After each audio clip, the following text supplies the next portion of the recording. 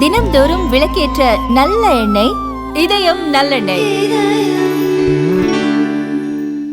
WhatsApp நிறுவனத்தின் privacy policy தொடர்பான வழக்கில் அந்த நிறுவனத்தின் தாய் நிறுவனமான மெட்டாவிற்கு உச்சநீதிமன்றம் இன்று கடுமையான எச்சரிக்கையை விடுத்துள்ளது.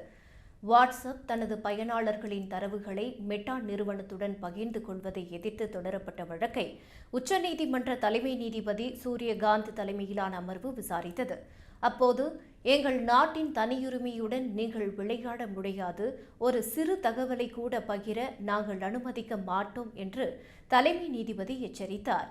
பயனாளர்களின் ஒப்புதல் என்பது ஒரு கண்துடைப்பு என்று சாடிய நீதிமன்றம், தெருவோர வியாபாரிகள் மற்றும் கிராமப்புற மக்கள் இவ்வளவு சிக்கலான தனியுரிமை கொள்கைகளை புரிந்து கொள்வது சாத்தியமில்லை என்று சுட்டிக்காட்டியது.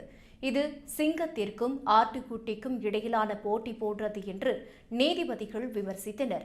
மருத்துவர்களுடன் தனிப்பட்ட முறையில் சாட் செய்த பிறகு அதே மருந்து தொடர்பான விளம்பரங்கள் பயனாளர்களுக்கு தோன்றுவதை சுட்டிக்காட்டிய நீதிபதிகள், இது தகவல்களை வணிக ரீதியாக சுரண்டுவதற்கு சான்று என்று கூறினர். மத்திய அரசு தரப்பில் ஆஜரான சொலிசிட்டர் ஜெனரல் துஷார் மேத்தா, வாட்ஸ்அப்பின் கொள்கை மக்களை சுரண்டும் வகையில் உள்ளதாக குறிப்பிட்டார்.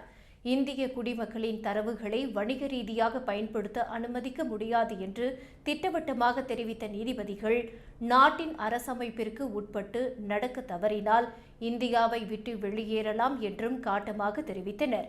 இந்த வழக்கின் இறுதி தீர்ப்பு வரும் வரை பயனாளர்களின் எந்த ஒரு தகவலையும் மெட்டா நிறுவனத்துடன் வாட்ஸ்அப் பகிரக்கூடாது என உச்சநீதிமன்றம் இடைக்கால தடை விதித்துள்ளது.